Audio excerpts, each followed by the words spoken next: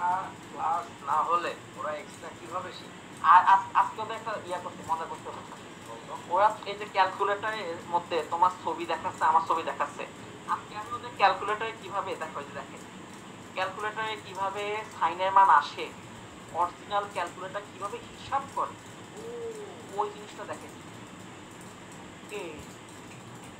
এই যে এই সিরিজ দিয়ে যে এক্স এর মান রেডিয়ান বসাইলে এই যে sin 30 মান 5/6 মান বসাইছি, এই যে মান বসায় দেখো এই যে হাফ আসছে। এখানে যে জিনিসটা দেখেন, এই যে অসীম ধারা, রাইট? এক্স এর পাওয়ার যত বাড়তে থাকবে এক সময় কি ইগনোর করে দেয় ওইগুলা, ওই যে কি জানি এক্স এর উচ্চতর ঘাত বর্জন করে দেয়। এই জিনিসটা ম্যাথে তুই যখন পড়াইছিস ওরা বুঝছি, কেমিস্ট্রিতে সেম জিনিস যখন আসে ওরা ব্যাক করার মধ্যে চায় এটা কি মানে এটা তখন কেন বুঝে না আমারে বলতো। পিঠের উপরে তাল কি ইন্ডিয়ান তাল ফলাইতে হবে? আমি জানি না, টলিউডের তাল। তাল সিনেমা কিন্তু ওর ডিরেকশনে, ওর অভিনয়ে আমি বানাইছি। হ্যাঁ, ওই যে অনিল কাপুর যে ওখানে দেখা যাচ্ছে, ওটা কিন্তু অনিল কাপুর না, ওটা কিন্তু ওই যে আমি ছিলাম এনাম কাপুর, ঠিক আছে? আমি ওদের বলছি যখন আমার বয়স 14 বছর, 14 বছর আগে আমি টালিউড থেকে আসছি, হ্যাঁ, তাহলে আমার বাংলাদেশে বয়স 14 করে না, নতুন করে চিন্তা না। ওরা এতক্ষণ আমার ক্লাস ওরা পারতেছে না, আমিও পারতেছি না, তো আমরা ছুটি দিয়ে দিচ্ছি। কিন্তু এটা বলিস না তুই যে আগের সাথে আর নাম বললাম না, 7-8 ঘন্টা ধরে যে ক্লাস হচ্ছে আগে এখন ইচ্ছা আজকে নিচ্ছি ভাই, আজকে না না 3টা থেকে শুরু করছি। উৎপাদে যে নিতা ক্লাসের মধ্যে ঢুকলে আর বাইরে দিতে না, কয় ঘন্টা মনে আছে ভাই? একবার হলো আগে ভাই 2 দিন নিচ্ছি, এক ইন্টিগ্রেশন ভাই টাইপই শেষ হয় না।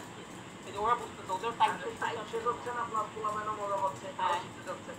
ওরা পরের দিন আবার আসছে, একদিন ক্লাস করছে আমার ওই দিন মানে 7 ঘন্টা 7.5 ঘন্টা ক্লাস করছে, তাহলে বোঝো কি অবস্থা।